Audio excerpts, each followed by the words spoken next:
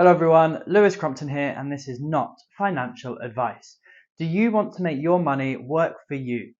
We are into the final part of 2022 now, and the world is in utter chaos. So, what can you do with your money? Where should you put it, and how can you make it work for you rather than you just constantly having to work hard to make more? If you want to learn about how to do money better, how to make more of it in less time, then like this video, subscribe to the channel and click that alert button as well. Based on what I do, I very often get asked by people where is it that they should put their money. And I do love the question because it shows that the person asking the question is starting to wake up to the fact that they need to do something with their money. Now, a lot of people have not even done that yet, and they're not even asking that question. So let's take a moment to just review what is happening in the world right now, because it's not really that pretty a picture. We have growing inflation and the cost of living is getting absolutely out of hand. I don't know if you remember when a Big Mac meal, even if you went large at McDonald's, was under £5. Here in the UK, that is. For my American friends, that is 5 great British pounds, aka legal tender, not £5 in weight. Now that would be a very, very Big Mac, even when they do the double Big Mac. Probably not that heavy. Well, as you know, I am a fast food and takeaway fiend, although trying to be a reformed healthy eater. The other day, I broke that rule and I ordered myself a McDonald's because I just didn't have the time to cook. I was very, very busy that day. And I was shocked that my Big Mac meal cost me more than £5. Absolutely shocked, livid, upset, distraught even. I think I made a tweet about it, which is incredibly rare for me. I only go on there when I'm angry because Twitter's kind of dead, isn't it? And I think I've probably got about 4 followers. So shout out to Mum and to Dad and to Josh. They are the real MVPs by following me even on Twitter to hear my rants. I am a big believer that every cloud has a silver lining. And what this cost of living crisis has done, because we always go through cycles of them, is it's woken people up to the fact they need to take care of their financial health. That is a really great thing. However, what isn't great is the pain that a lot of people are going to be experiencing if they're not experiencing pain already financially. And are you happy with your financial position? Are you happy with your financial stability? Are you happy with your financial opportunity?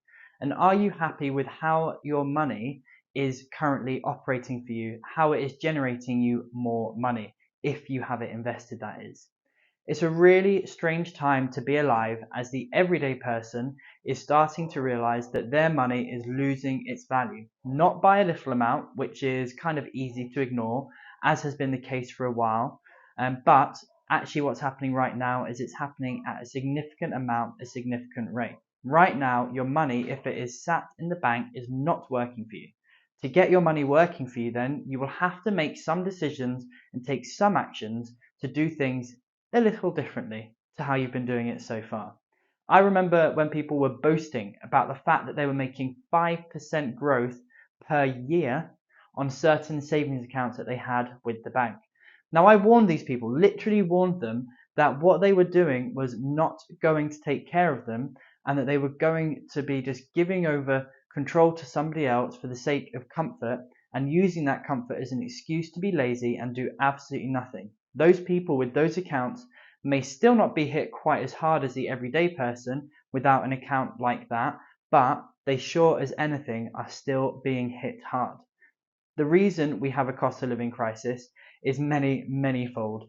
I'm not going to go into all of the political, all of the economic, all of the global economics around it, largely because it doesn't actually make sense. It just seems like the rich and the powerful are getting more rich and more powerful, while everyday people like you and like me have to suffer the consequences of these big boys and big girls' actions on the economy. Now, the good news. There are some ways out there that you can use to combat what is happening, and there are ways that you can be smarter with your money, ways that you can be making your money work harder for you so that you're minimizing the impact that everything that is going on out there will have on you and your family.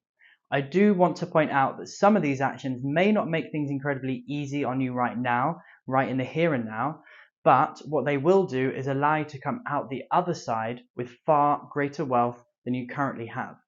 It would be remiss of me at this point to leave out a quote by one of the world's absolute best investors, no guesses, Warren Buffett.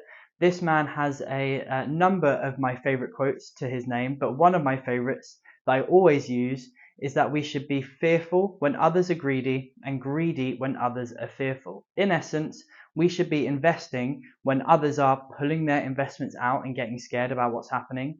And we should be pulling our investments out when every man and his dog is starting to invest, so doing the opposite of the majority. Now, it is a simple statement, but I believe it. It doesn't help with accounting for the right timing to do those things, however. For example, this past couple of weeks, I've noticed my longer term buy and hold investments, so don't touch them on a day-to-day basis, the longer term stuff, has taken a bit of a nosedive by 20%. Pretty crazy. Could be pretty painful considering the money involved with those holdings I have, but I am not worried. In fact, it isn't changing my investing behavior whatsoever. I'm continuing to buy, continuing to invest in those markets because I know that in the long term, they will go up even higher than they were before. So it doesn't change my behavior. Now that is smart investing, and that is making money work for you rather than you working for money. If you want to make your money work harder for you, one of the ways you can do that is by investing in the stock market. That is just one way that I invest with my money. Now, there will be some key things that you want to understand about the markets before you do this though. For example, simple chart analysis. One of the most basic things that you need to understand when looking at a chart is support and resistance. Now that's basically where has the market been before that it has responded? Are we near any of those key price levels? And is it a safe time to buy depending on where we are in relation to those levels? And this is something that I teach all of my students because without it, you're investing into financial markets blind. I would also say stick to investments that you believe in with more than just a gut feeling, that is. And by that, I mean invest in areas that you actually understand and that you know about. If you are really big into technology, then invest in tech companies. You can see, you can have an edge, you can understand better than other people's understanding of those markets if you have an interest. Same with energy. If you're into energy, look at energy companies and what's going on there. That's a really good place to start. There are even indexes that you can invest in that cater to specific sectors. So this is also something that you could automate to make the whole process of investing and making smart decisions with your money easier. And if the name of the game is making your money work for you, then really, we shouldn't be looking to set up a business. If you have at least £10,000 though and a rock solid business idea that you know is going to do well, then this may be a really good option for you to maximize the potential of that money. But please don't think that this will be anything other than a heck of a lot of work, a heck of a lot of stress, and will still be working for money rather than money working for you. That is, unless you invest in someone else's business and get a return for that. I was listening to another guru the other day and they said people should put their money into a high interest savings account. So I looked into this, and the highest interest rate at the point of writing this, of talking about this, in October 2022 was 5.12%. Still a whole 5% behind inflation. Want to know what the real kicker was? That was limited to accounts under, not above, under £1,000. What a ridiculous waste of everybody's time.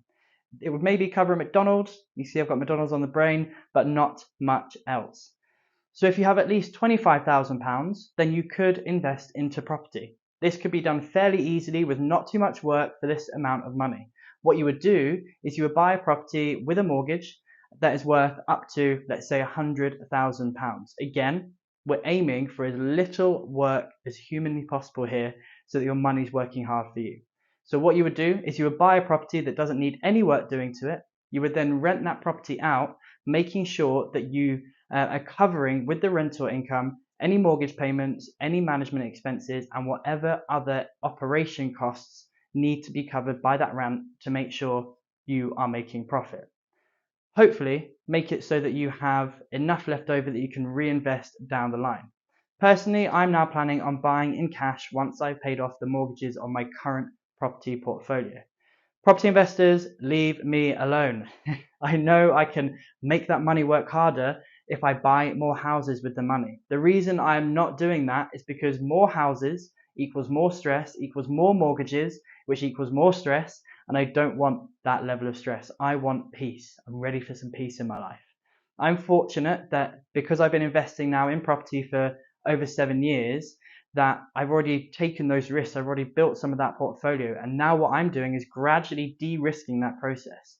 Then when I'm de-risked, I will start risking again, but not beyond my risk measures, which I'm going to be the one to define, not the gurus, based upon my goals, my peace levels, and the protection of those assets, which is also going to mean that I'm better protecting my family, protecting their peace, and protecting their lifestyles as well.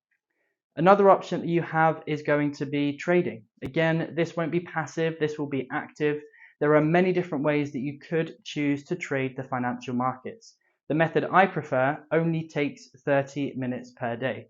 It is also my highest percentage return on investment money used, meaning that I get the best return on my money from the process of trading that takes the least amount of time and has the least amount of moving parts. So technically it's easier, and my belief is actually the lowest risk of all my investments. And here is one of my favorite ways to make money work hard for me. Become the bank.